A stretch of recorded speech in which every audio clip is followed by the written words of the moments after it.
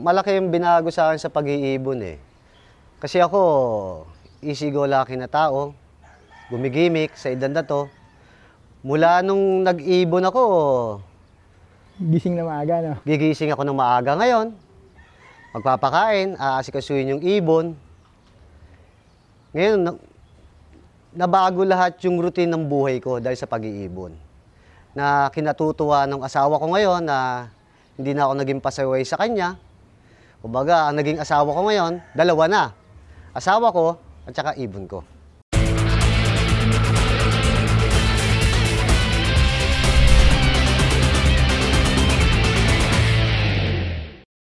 Ako nga pala si Ramir Pajardo, ang clocker ng 14 PHA MacArthur Race, ang Creekside Loop. At siya yung partner ko. Ako si Archie Canto ng One Ball Loop. Ako yung nag-breed ng clocker ni Ramir.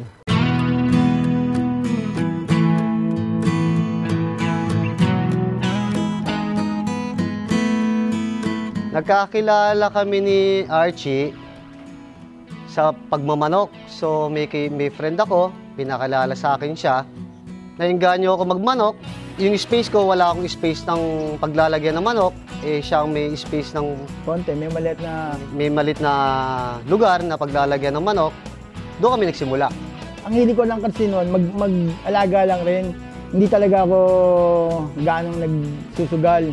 Ako kasi nakatutok yun, ako naka-hands-on, ako magpo-conditioning.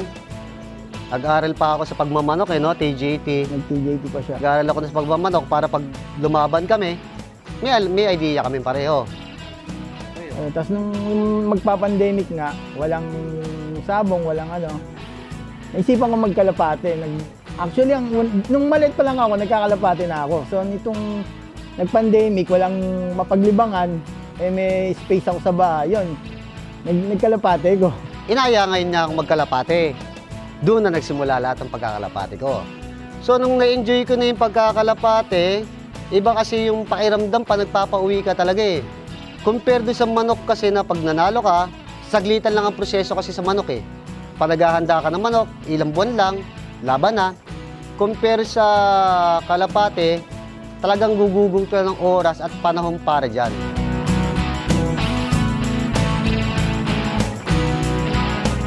Una kasi nag-alaga yung anak ko. May uncle ako na dating nag-iibon, player ng MMFC tsaka PHA, si Jun Castro. So, yun, naka-acquired ako sa kanya ng ilang piraso na ibon na nag-produce rin naman sa akin. Tapos, yun, nakita nga ni Ramir na nakaka-score ako kahit papano.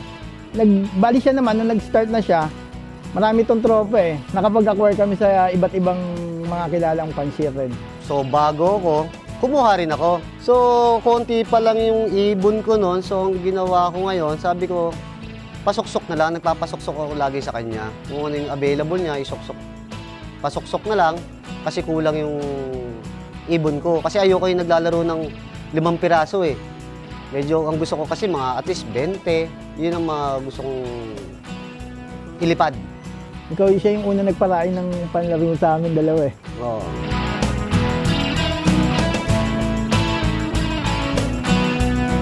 Ano eh, magkaiba kami ng club. Kumbaga, hindi kami nagsasama sa isang club. Kasi ako nabotas ako. So, may club ako nilalaro doon, yung PFC. Siya naman, mas more on sa NHPC siya. NHPC ako, FPR. Pero, yun lang yung nilalaruan ko eh. NHPC tsaka FPR. Sabi ko, hindi na ako maglalaro ng PFC kasi naglalaro na siya ng PFC. Ginawa namin, bumibili ako ng ibon, kumukuha ako ng ibon, nag-a-acquire ako ng ibon, siya nag-a-acquire din ng ibon. Pinagsasama namin, kinukumbay namin yung ibon namin, pinagkunan ko at pinagkunan niya. May nakuha ako na ibon, sa tropa ko rin nagmamanok. So natigil ngayon siya sa pagmamanok. Nung tumigil siya sa pagmamanok, sabi niya, hindi ko na naasikaso yung pagmamanok si Ronnie Chan ng Bulacan. So doon na nagsimula yung mga bloodline namin na Vandenbroek, ABE, Maureen, Victor Lim, binigay sa akin ngayon. So sabi ko, itry mo, i-breed naman, binigay ko ngayon sa partner ko, yun na, tumira na. Pag kumukuha siya ng ibon, pinapakuha ko sa kanya talaga yung linyada. Kasi hindi ko nilalayo kung sakali kung Kung may pasok ng Victor Lim, hindi ko na nilalayo, doon ko na rin yung ibinibreed sa mga materialis ko rin naman.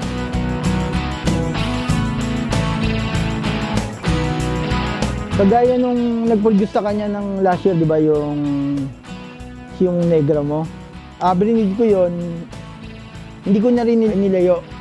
So nakapagpa-superset ako doon sa linyada na yon. Doon sa club doon sa Mena Botas.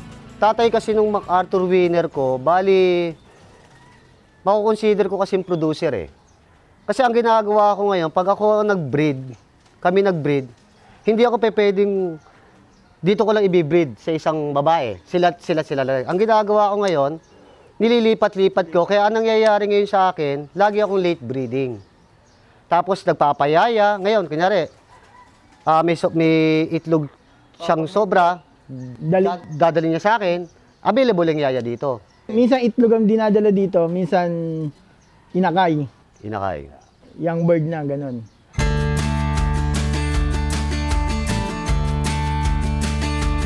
Hindi man ako ganun kahilig talaga sa pooling eh. Kasi sa pooling talaga, sa GC namin, nangungulit lang ako eh.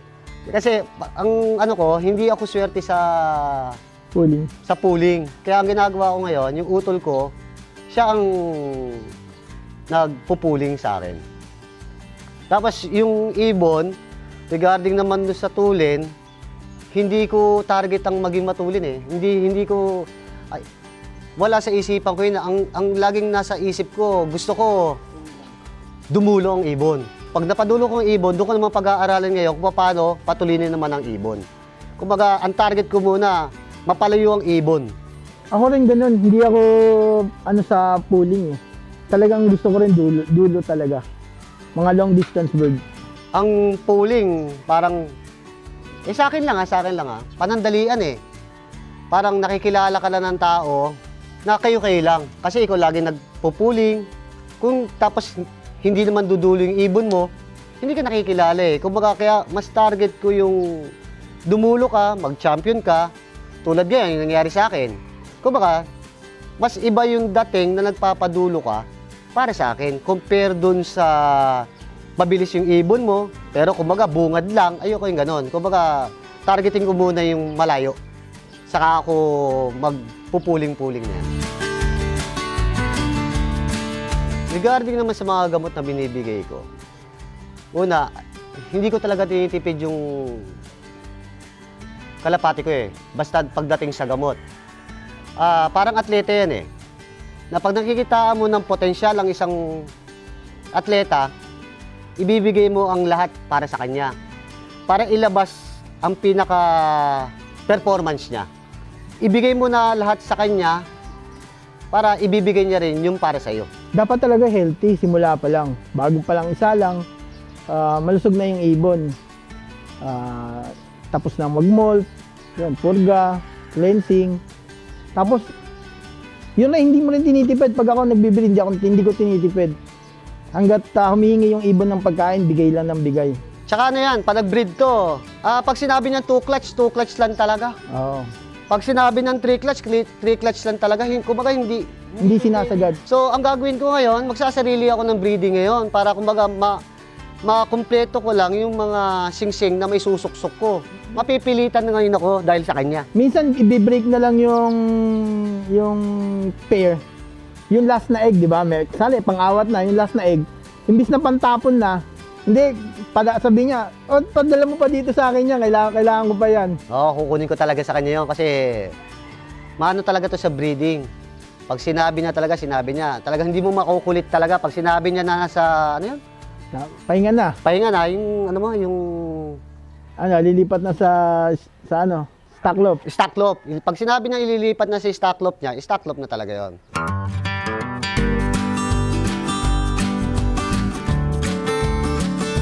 Hindi kasi talaga ako nagtotos kasi ang ano ko talaga, recovery ng ibon. So ang ginagawa ko lang, low fly lang ako ng low fly. Ayoko talaga yung nag-self-toss.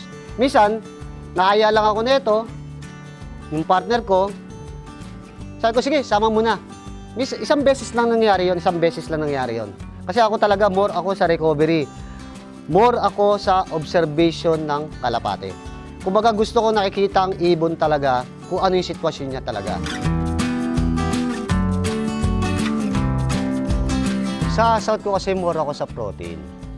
Kasi yun yung susunugin ng ibon sa tawiran ng dagat eh. Ngayon, pagdating naman ng norte ko, more naman ako sa sa mga small seeds.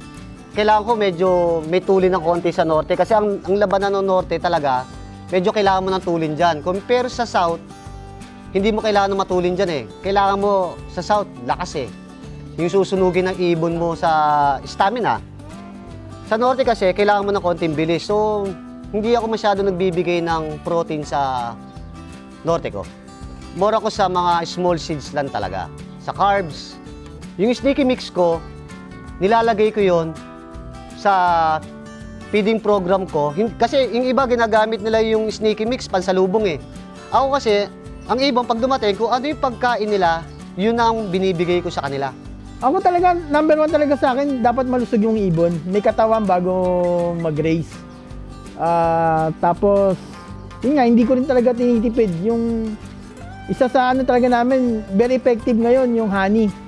Yung pinaparating niyang honey, yun ang talagang natural na honey, magandang epekto talaga sa ibon.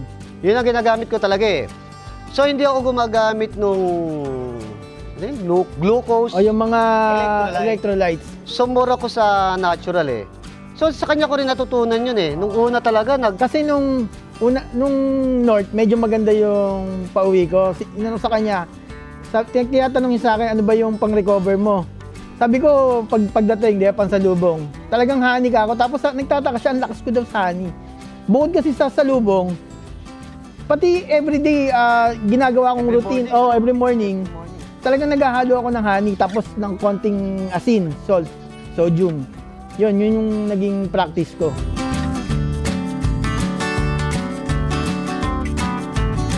Sistema ko naman sa mga gamot, ginagamit ko yung kay Boss Renz, yung ultra form niya. Sinisimulan ko na siya, YB pa lang. Kumbaga nasa flyer slope ko pa lang, hindi pa siya nagka-training. Kumbaga, pinapakilala ko pa sa kanila yung gamot. So, pero hanggang doon lang ako kasi yung ultra form, ang laman yun talaga herbal eh. Mga herbal. So, binibigay ko siya. Pag hindi pa nag-start ang training, binibigay ko siya once a week. Pero pag nagsimula na ang training, 2 times a week. Pag nag-derby na ako, 3 times a week. Tapos, meron akong isang gamot kasi, kwento ko na rin. May binibigay ako sa ibon ko, yung L-Carni. Carmine. May binibigay ako eh. So, wala na akong makuha nung gamot na yon. Nag-research ako, nakita ko sa Facebook. Meron si Boss Renz. Pero ibang product, pero same nung gamot. So, nag-try ako ngayon. Kasi sabi ko, pareho naman ang laman ng gamot eh. Kasi hirap na hirap ako hanapin yung isa eh. So, yun. Okay naman siya. Ginagamit ko siya once a week. Kasi kung ano yung nakasulat dun sa kung ano yung nakasulat dun sa gamot, hindi ko sinusunod yun. Kasi kung ano yung sistema kong ginawa dati, dun sa gamot na yon, yung pa rin ang ginagawa ko sa gamot na yon. Kumbaga, hindi ko pa rin binabago.